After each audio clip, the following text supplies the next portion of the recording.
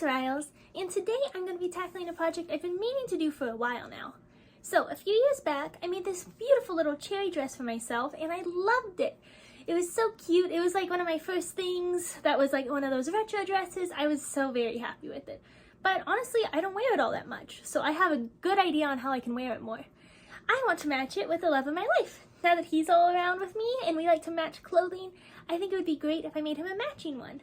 So the only problem there is I only have a little bit of the fabric left, but I think I have just enough that I can make it work.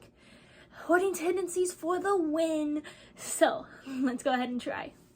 So I went ahead and laid out my fabric, and I wanted to make sure that I had enough, so I tried to put as many of my pattern pieces onto the fabric as I could at once, so that I could make sure that I would have enough fabric left for the rest of the pieces once I put them all together and everything. So I wanted to try to maximize the space and make sure how I was laying it out would work.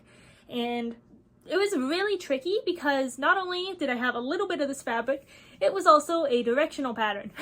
It is up-down stripes, so it is very tricky to make sure that your patterns all go the same direction. So you have to be very particular on where you put them.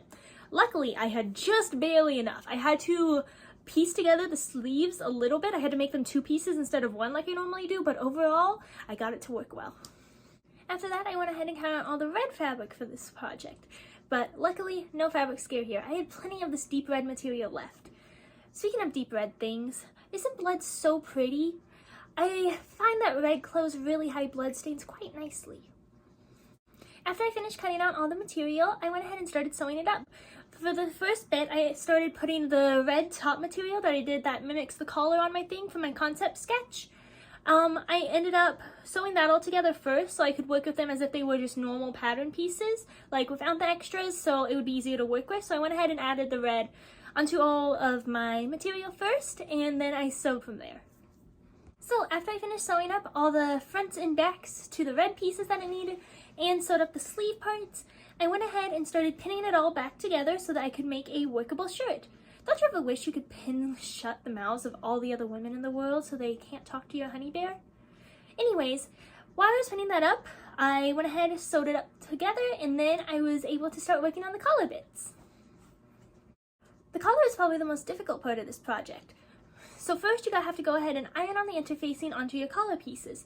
While you're doing this though, make sure not to get any of the underside of the interfacing onto your iron. I've made that mistake all too many times before, and it's almost as difficult to remove as the bodies are from my basement.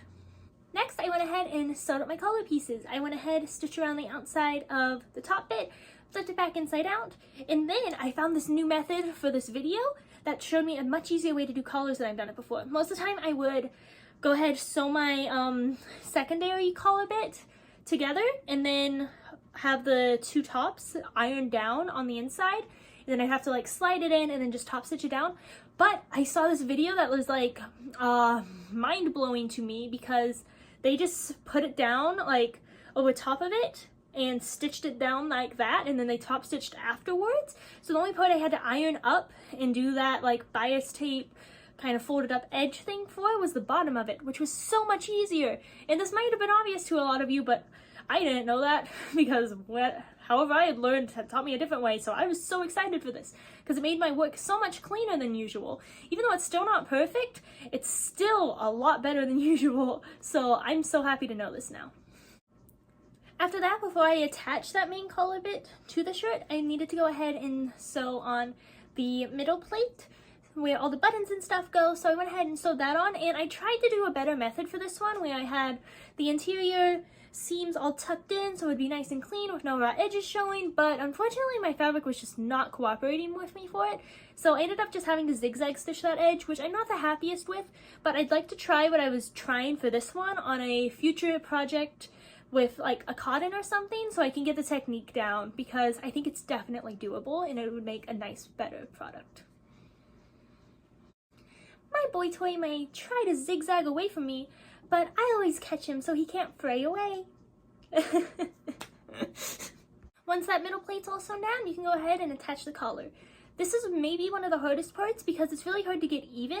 I try my best to pin it evenly so it when I sew it on one side, it catches both sides and it doesn't look all wonky, but honestly, it's tricky, and this one's not perfect. None of mine are perfect, but honestly, a finished product is better than a perfect project with mental breakdowns. So that is my motto there. People don't really see that collar bit anyway because the big collar is covering it. So as long as your stitching is nice and straight on that top collar bit, most people won't see it. So don't worry about it that much. Speaking of breakdowns, another time I almost had one was when I put on the plate and buttoned it up, and I found out that my red pieces were uneven.